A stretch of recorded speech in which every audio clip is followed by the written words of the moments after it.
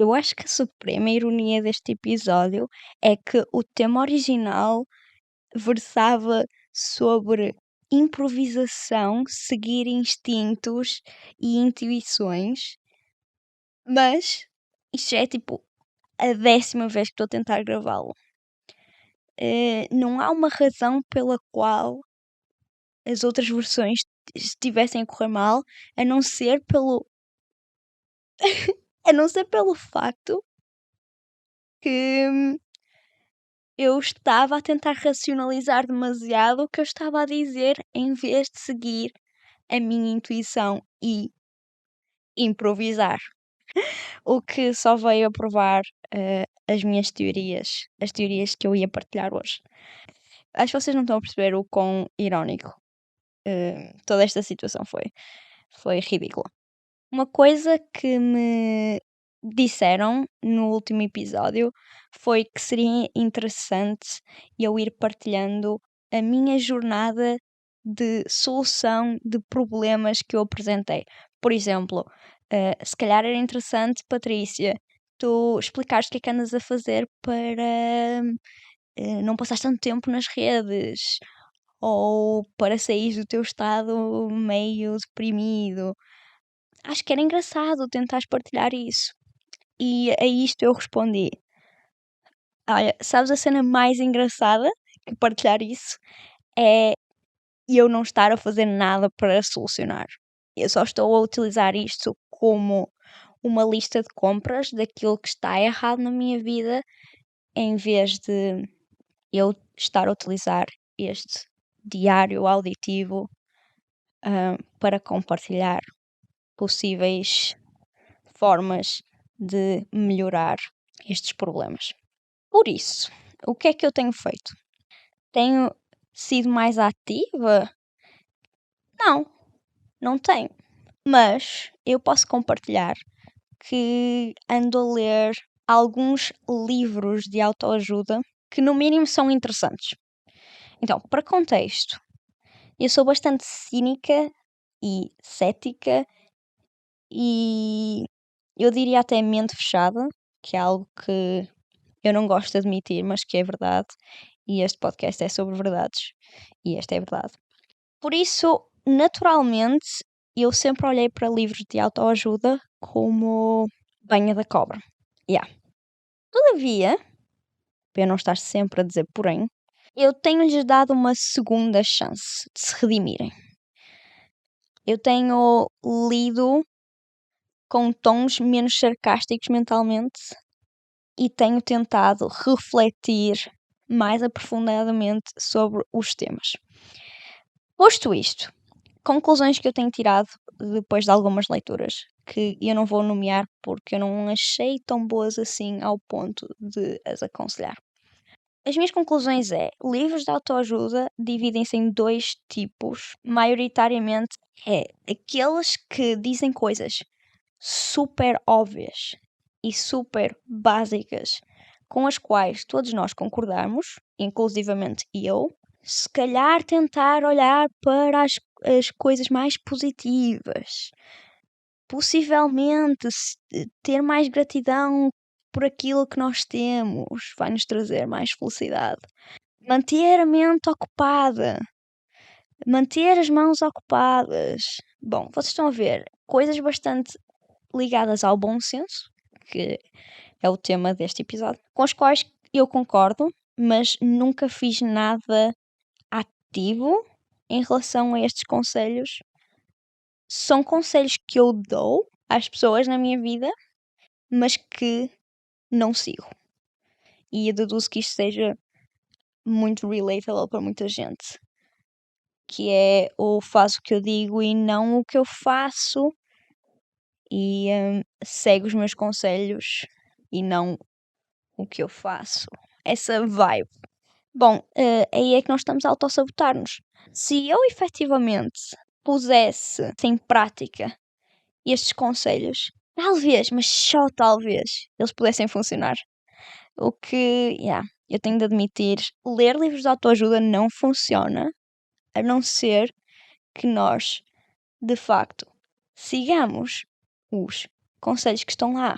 isto é um ponto que eu preciso partilhar porque há muita gente que precisa ouvir isto, nomeadamente eu. E eu preciso ouvir isto. Porque há coisas que, sem dúvida, eu devia estar a fazer que são muito óbvias, mas que eu não faço. Eu não sei porque eu não faço. Eu não sei se é por teimosia ou se é por falta de energia.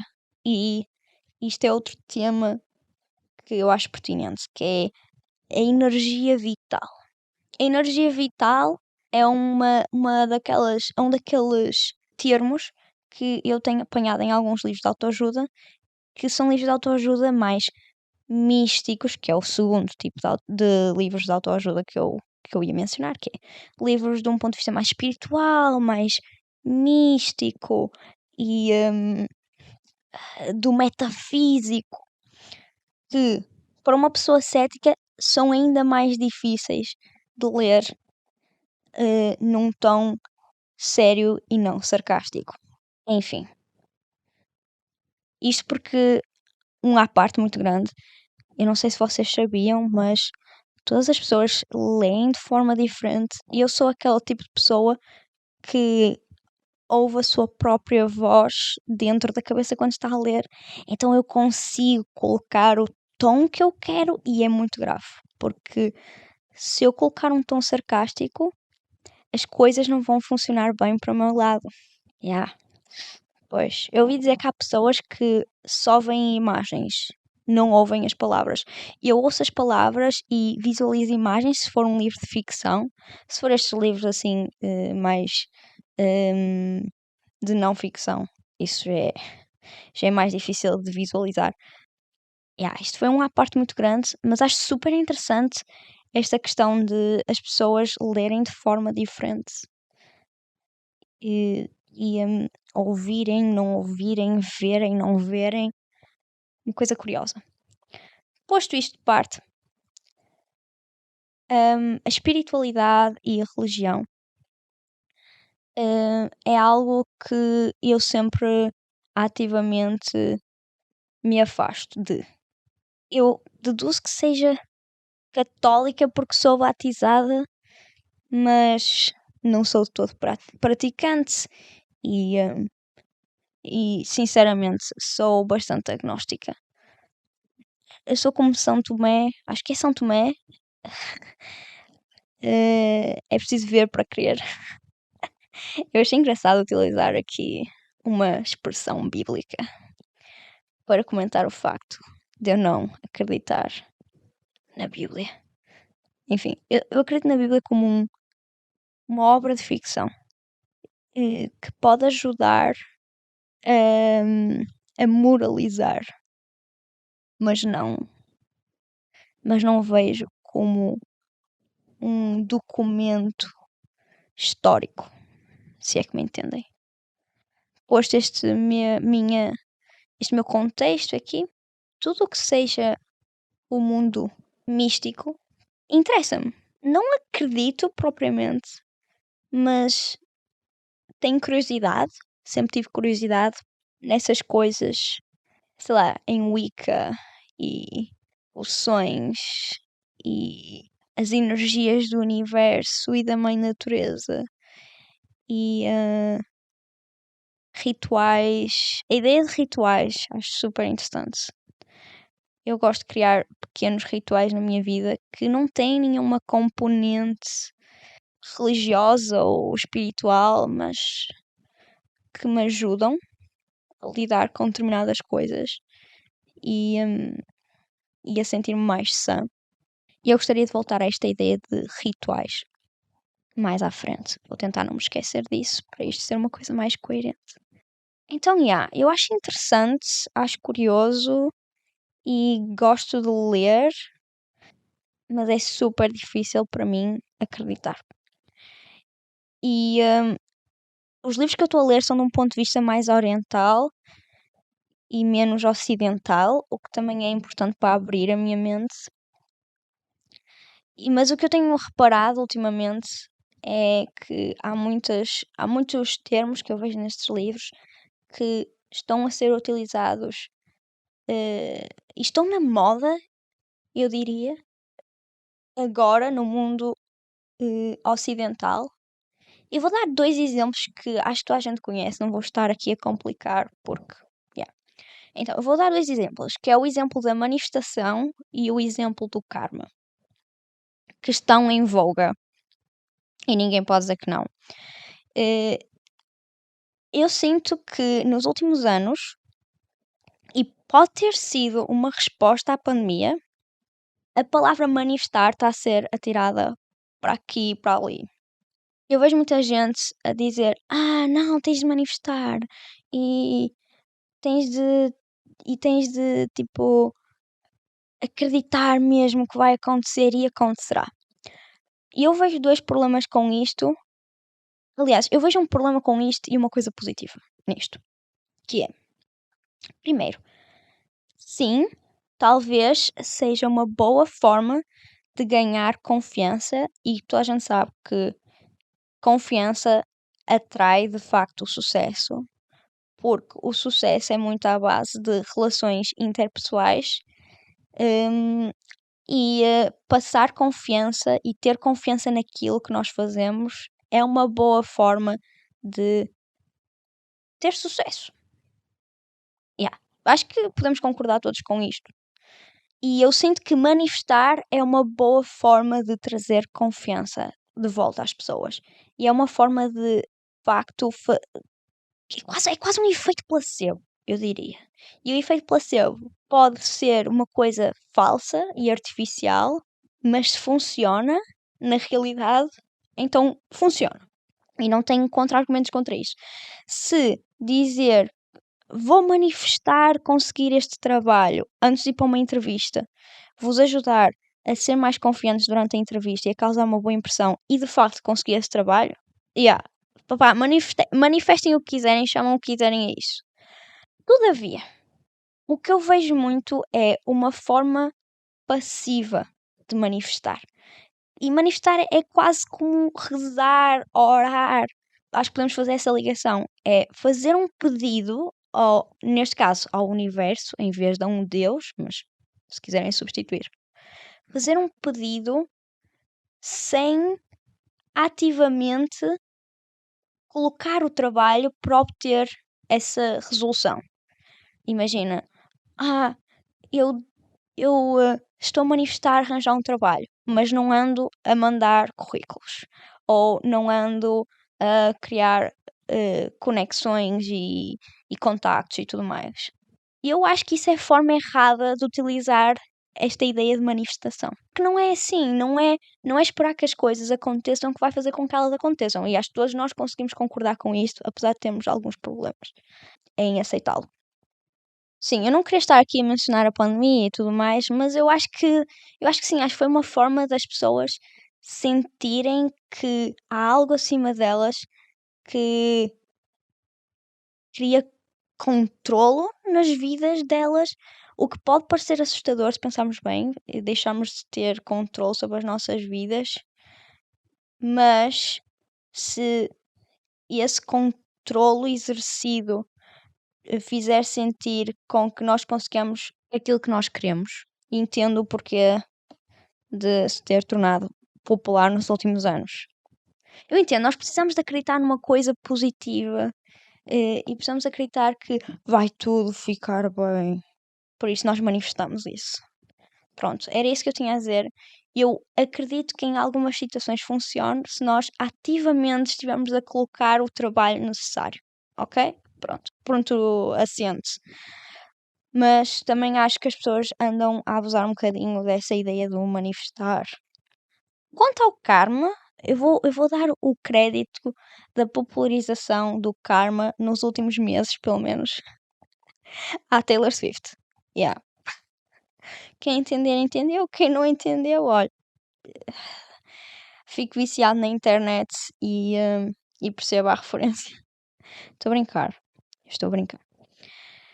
Pronto. A ideia de karma eu acho perigosa e acho que funciona. Eu vou dar um exemplo. Funciona se, num ponto de vista geral, se o ser humano se sentir mais motivado a fazer o bem, porque sabe que se fizer o mal vai receber o mal em troca. No fundo, claro, o mundo seria muito melhor. O mundo seria melhor se toda a gente acreditasse no karma e se fizesse o bem para receber o bem em volta. Sim, deduzo que sim. Mas, se nós acreditarmos no karma e só fizermos as coisas boas porque acreditamos que vamos recebê-lo de volta, isso é perigoso. Isso é perigoso. Num ponto de vista pessoal e não num ponto de vista universal. E eu acho que isso é bastante doentio até. Fazer o bem deveria ser uma coisa mais altruísta. Devia ser uma coisa menos egocêntrica. Isto lembra-me aquele episódio de Friends. Eu não sei se quem está a ouvir se lembra deste episódio, mas é um episódio qualquer, eu não sei qual é o nome. Mas eu acho que a Phoebe recebe dinheiro a mais na conta dela, que não é dela. Então ela telefona ao banco a dizer isto e como retribuição eles enviam-lhe, eles dão-lhe um prémio que acho que é algum dinheiro e um telefone que acho que é no formato de uma bola, uma coisa assim do género. Isso não é pertinente. O que é pertinente nesta história é ela está a tentar fazer o bem sem receber algo em troca, porque para ela fazer o bem em termos puros é não esperar nada em troca, não é? É ser altruísta. Lá está, é fazer o bem pelo bem, porque eu quero o melhor nas outras pessoas. Mas ela atinge a conclusão no final do episódio, acho eu, que ela faz o bem porque a faz sentir-se bem. Isto é, ela faz coisas boas pelas outras pessoas porque isso a faz sentir-se bem. Então, fazer o bem é sempre algo egocêntrico. Essa é a conclusão que nós tiramos com este episódio do Friends e com a qual eu concordo. Percebem?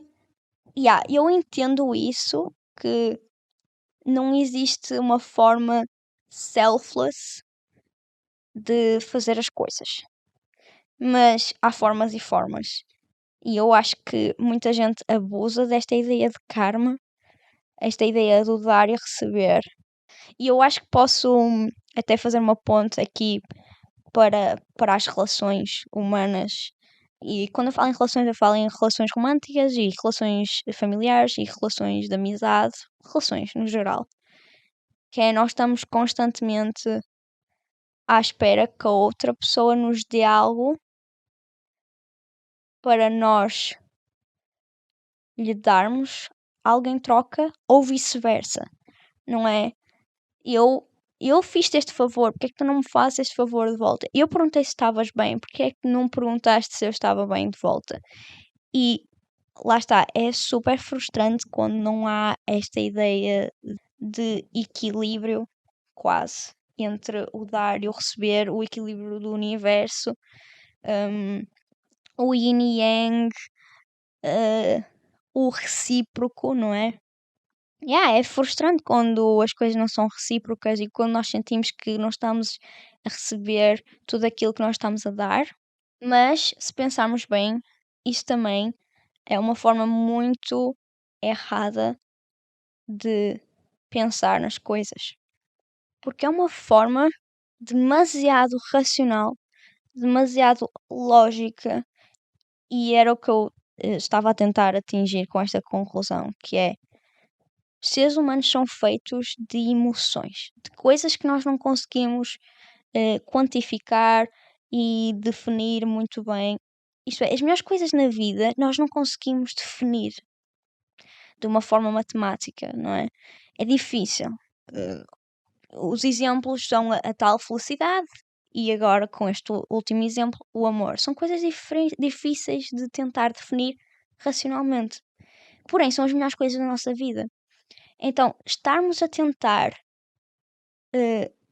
atrair estes sentimentos e estas emoções na nossa vida com esta forma distorcida, teoricamente racional, está-nos a foder um bocado. Pelo menos na minha opinião foi essa a grande conclusão que eu tirei nestes últimos tempos. Por isso, eu diria para termos muito cuidado quando pegamos nestes conceitos que fazem sentido e são muito bonitos e poéticos. Falo destes livros de autoajuda também. São muito bonitos e poéticos, mas tentem não levar de uma forma tão literal, por favor. Porque, eu estou a ver as coisas a correrem muito mal para o lado da humanidade. Posto isto, então eu li livros de autoajuda, que era o que eu estava a referir, numa tentativa de pensar mais aprofundadamente nestas coisas, em vez de ser uma coisa que entra no meu ouvido e eu digo, já ouvi falar, blá blá blá, e sai pelo outro, e eu não faço nada em relação a isso. E estou a tentar utilizar como uma oportunidade de abrir mais a minha mente, e compreender melhor como aumentar a minha energia vital, que era algo que eu estava a comentar há bocado, que é, eu sinto que não ando a tentar melhorar a minha vida e todos estes problemas, porque não estou com energia. Mas não é uma energia física, que se pode solucionar com uma noite boa de sono, comida e exercício e tudo mais, mas sim é uma exaustão mental, que eu diria que é lá a tal, e alguns livros que eu ando a ler, livros que se auto-intitulam de autorrealização e não autoajuda, porque supostamente nós já temos tudo o que nós necessitamos dentro de nós, mas estamos-nos a desligar cada vez mais e a perder a nossa força vital, porque o pico da nossa força vital é quando nós somos crianças e temos mais energia que todos os adultos juntos e, por consequência, somos mais felizes e estamos menos presos à nossa parte lógica do cérebro. Por isso, para eu melhorar a minha energia vital, segundo este livro de autorrealização, eu preciso de focar-me menos em remoer em coisas. Não é muito produtivo, não é tão produtivo. A autorreflexão é produtiva até certo ponto, mas há um momento em que não nos podemos deixar levar por ela, ok? E temos de seguir mais a nossa intuição e não pensar e espiralar às 3 da manhã e dar overthinking, porque não é produtivo e suga a nossa energia vital ou mental, o que quiserem chamar. Isto é bastante lógico, acho que não é difícil de compreender, mas acho que é importante salientar isto. Por fim, eu gostaria de falar um bocadinho da minha jornada com o Reiki, que eu acho que faz sentido mencionar neste episódio, que é, eu fiz uma sessão de Reiki. Eu fiz uma sessão de Reiki mais por curiosidade mórbida, porque, como já referi, é difícil para mim acreditar nestas coisas, e eu fui também, que não tinha nada a perder, não é? Então eu fui. Curiosamente, uma das primeiras coisas que me perguntam quando chego a esta sessão é: porque é que estás aqui? O que é que pretendes retirar o que é que pretendes retirar disto? E eu não ia dizer curiosidade mórbida, obviamente, então eu escolhi dizer equilíbrio. Eu quero encontrar equilíbrio. O que é verdade, que é verdade. O que nós precisamos é de um equilíbrio e precisamos de um equilíbrio entre a razão e a emoção. E é isso que eu estou à procura nesta minha jornada. Posto isto, saí lá igualmente cética. A ideia de medir a minha aura em metros foi demais para o meu pequeno cérebro e foi um bocado difícil manter-me aberta a isto, porque de facto eu tenho de admitir, há coisas que eu não consigo acreditar. E uma delas é medir auras e aumentar auras e alinhar chakras e tudo mais. O que eu retirei foi uma sessão de relaxamento, sim. Aconselho a toda a gente que quer relaxar e, sei lá, não gosta de ser tocado como numa massagem. Se calhar pessoas que têm algum problema sensorial em termos de toque, se calhar pode ser uma boa opção, porque é relaxante. E tem uma parte que envolve aromaterapia e óleos essenciais. Isso também é agradável. Cheirinhos bons, quem é que não gosta? Por isso, nesse aspecto, foi uma boa experiência como uma experiência sensorial, não é? Eh, a cama onde eu estava, não é uma cama, sei lá, não sei o que é que era aquilo, mas pronto, o sítio onde eu estava deitada era quentinho, eh, eu estava eh, ru- eh, com cheirinhos bons e é uma boa sessão de relaxamento, eu diria. A parte da energia das rochas, eu não posso dizer que senti muito, tive alguns arrepios, na minha opinião, não porque a minha aura estava a crescer ou eu estava a sentir uma ligação energética com as pedras, mas porque, eu quando relaxo o meu corpo e as pessoas começam a fazer eh, coisas com as mãos à minha volta, inevitavelmente eu vou ter arrepios. Eu tenho arrepios muitas vezes ao longo do meu dia, por isso, perdoem-me, mas, yeah. Outra coisa foi, no final da sessão, foi uma espécie de psicologia invertida.